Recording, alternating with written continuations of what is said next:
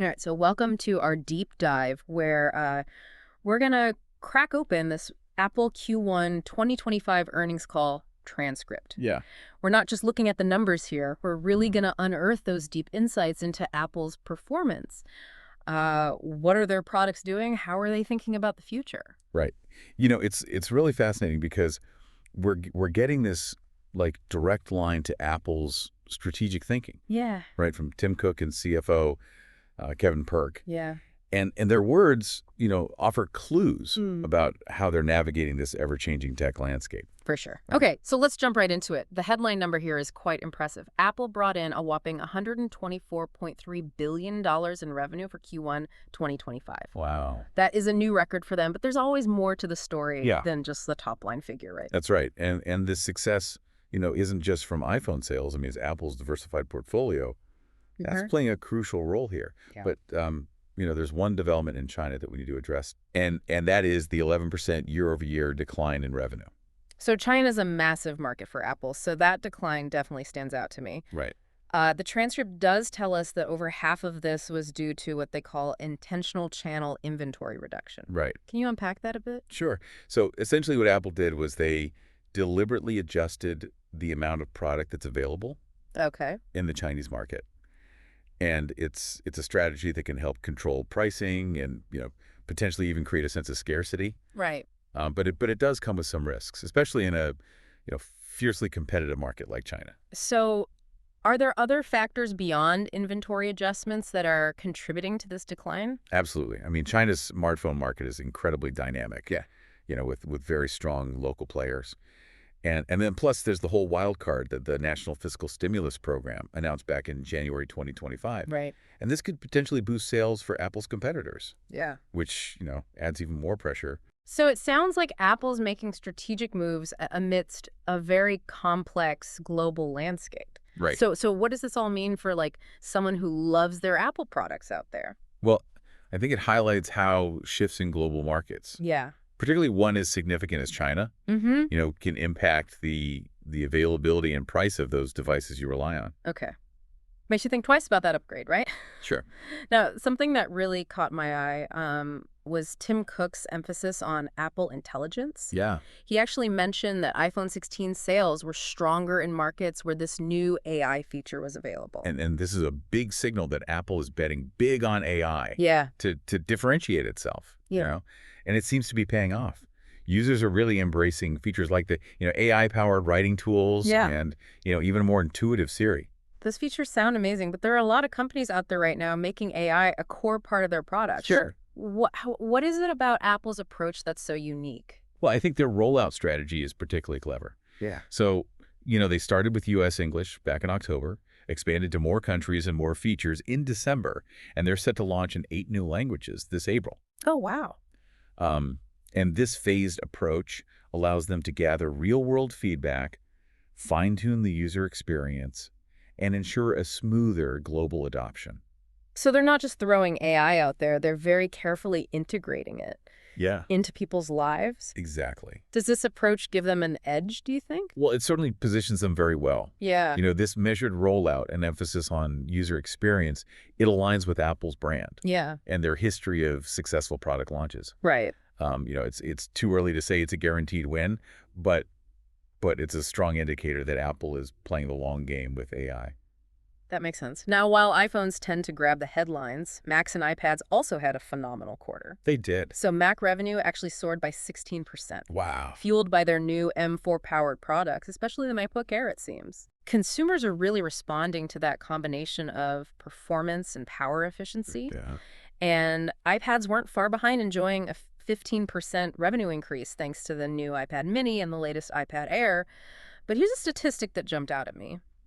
Over half of iPad sales went to first-time buyers. Interesting. Yeah. That's significant. Does this signal a shift in Apple's strategy, or is it just a reflection of the current tech landscape? I think it's likely a combination of factors. The new iPad models, they offer compelling features at competitive prices, Yeah. appealing to a wider range of users. And additionally, Apple's growing presence in these emerging markets Yeah, could also be contributing to this influx of first-time buyers. that makes sense. Speaking of emerging markets, Apple's making some serious moves in India, right? Yeah. They're opening retail stores, investing in local manufacturing, and their phones are performing incredibly well there. Yes, India is a strategic focus for Apple. They're really looking to diversify their manufacturing base and tap into a market with immense growth potential. I mean, India is the second largest smartphone market globally Wow. and a significant player in the PC and tablet space. So beyond diversifying their manufacturing, are they also looking at India as a key consumer market? Absolutely. By establishing, a strong presence in India, Apple is positioning themselves for long-term success Okay. in a market that's on track to become like a global tech powerhouse. It makes you wonder, could India become Apple's next major market, Mhm. even rivaling China? Right. It'll be fascinating to watch how this all unfolds. But before we get ahead of ourselves, let's not forget about the quiet powerhouse in Apple's arsenal services. Services. This segment generated an all-time record revenue of $26.3 billion, Wow. marking a 14% increase from last year. Okay. And this really speaks volumes about the breadth and staying power of Apple's services portfolio, Yeah. which plays a huge role in their overall profitability. For sure. And that number, over 1 billion paid subscriptions across their services platform. It's just incredible. Apple Music, Apple TV, plus Spotlight, iCloud, Fitness plus Awe, Apple Arcade. It seems like these services are becoming as essential as their hardware for a lot of users. It's a fascinating evolution. Yeah. The lines between hardware and services, they're blurring. Yeah. And Apple is at the forefront of this trend. Mm-hmm. They're creating this ecosystem where the two are intricately intertwined, offering a seamless and integrated user experience. Before we move on, I have to bring up something that Tim Cook mentioned that really struck a chord with me. He shared some pretty powerful anecdotes about Apple Watch users whose lives were saved by the device's health features. Yeah. It was a poignant reminder of the human impact of technology. Yeah. Those stories weren't just about product features. They highlighted how technology can make a tangible difference in people's lives. Right. The Apple Watch, detecting heart irregularities or even sleep apnea. Yeah. It underscores its potential beyond mere convenience. It's a powerful testament to how technology, when it's thoughtfully designed and implemented, can have a profound impact on well-being and safety. Makes you think about the evolving relationship between technology and healthcare and how wearables like the Apple Watch are changing the game. We'll definitely delve deeper into this in the next part of our deep dive. But for now, let's shift our focus too. Welcome back to our deep dive into Apple's Q1 2025 earnings call. Picking up right where we left off with those incredible stories of the Apple Watch, making a real difference in people's lives. Yeah. It's amazing how technology can have such a profound impact. It's more than just, a feel-good element. It's a strategic move by Apple to highlight the human side of their technology. Right. By showcasing real-world examples, of how their products are being used, they're emphasizing their commitment to improving lives, not just selling gadgets. It's a subtle but effective way to connect with consumers on a deeper level. Yeah. Now, we've covered a lot of ground already. Record revenue, Apple's bet on AI, those impressive Mac and iPad sales, their strategic moves in emerging markets. Right. What else from the earnings call is worth highlighting? Well, one key point, I think, is the conversation around Apple's supply chain. Okay. Remember the analyst question about their manufacturing operations in India?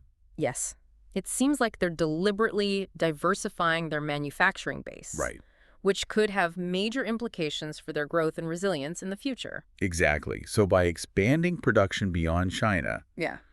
they're not only mitigating risks, but also tapping into new pools of talent and resources. Right. This move actually aligns with a broader trend in the tech industry where companies are aiming for more robust and adaptable supply chains. And it circles back to that question we posed earlier. Could India become Apple's next major market? If they're investing in local manufacturing, it suggests they're thinking long term. Precisely. Yeah. It's all about positioning themselves for future growth and navigating the complex realities of global economics. Yeah. Now, another point that deserves attention, I think, is the discussion about tariffs and their potential impact on Apple's business. Okay. Remember how they were asked about a hypothetical Trump 2.0 scenario? Yes. The question about navigating a potential return to protectionist trade policies. Right. It's clear that geopolitical factors are always on Apple's radar. Yeah, their response was measured and diplomatic, Mhm. acknowledging that they're monitoring the situation closely and will adapt accordingly. Okay. But it underscores that even a giant like Apple isn't immune to the ebbs and flows of global politics. Right. I mean, trade wars, tariffs, changing regulations can significantly impact their operations and bottom line. It's a good reminder that business isn't conducted in a vacuum. Right. There are always these external forces at play. Sure. Speaking of external forces, there's also a fascinating discussion about the evolution of Siri and the role of what they called agentic AI. Ah, yes. Agentic AI. Yeah. It's a concept that caught my attention as well. Um, Essentially refers to AI systems that are more proactive and capable of completing tasks on our behalf, Okay. going beyond simply responding to commands. So like a more advanced version of Siri, basically. Imagine a Siri that not only answers your questions, but also manages your schedule, books appointments, Oh, wow. and even drafts emails based on your preferences. That sounds almost like having a personal assistant built right into your device. Right. It's a huge leap forward from just basic voice commands. It is, and this evolution of Siri could be a key differentiator for Apple Yeah. in the crowded smartphone market. Right? It plays into their strengths of seamless user experience and intuitive design. Hmm. Remember, they also talked about the growing popularity of their Pro models, Right. particularly in the iPhone lineup. Yes. Yeah. It seems consumers are willing to invest in those enhanced features and capabilities. Exactly. And this trend could accelerate as AI becomes even more deeply integrated into our devices. It's all about providing value and exceeding user expectations. Yeah, And that's something that Apple's always strived for. for sure. Now, shifting gears a bit, I found the discussion about Apple's impressive gross margins quite insightful. Their ability to maintain such healthy margins is remarkable. It is. It speaks volumes about their brand power, product strategy, and operational efficiency. Yeah. But they were also questioned about potential price sensitivity among consumers, especially given the current economic climate. Right. That's a valid concern. Yeah. While Apple has traditionally stuck to a consistent pricing strategy, Yeah. the analyst wondered if a wider range of pricing options Right. might help them capture even more market share. It's a delicate balancing act, isn't it? It is. Offering more affordable products could attract new customers, but might also cannibalize sales of their higher-end models. Exactly. Hmm. Apple has to carefully weigh those trade-offs Yeah. as they navigate the evolving market dynamics. Right. Another thought-provoking point was the discussion about the average useful life of Apple devices. Oh, yeah. I remember that. The analyst was curious about whether the surge in sales during the pandemic might lead to an accelerated refresh cycle in the coming years. It's an interesting question. Yeah. The useful life of a device depends on various factors, from individual usage patterns Right. to the pace of technological advancement. And with Apple constantly innovating and introducing new features, Right. it's a delicate balance between encouraging upgrades and ensuring that their products remain relevant and desirable Yeah. for as long as possible. Indeed. It's all about creating a sustainable ecosystem where customers feel compelled to stay within the Apple universe, Right. even as their needs and preferences change over time. Now, as we head into the final part of our deep dive, I'm reflecting on everything we've discussed. Yeah. What are your thoughts on the overarching message of this earnings call? What does Apple's performance and their vision for the future tell us about the state of the tech industry and its influence on our lives? That's a great question.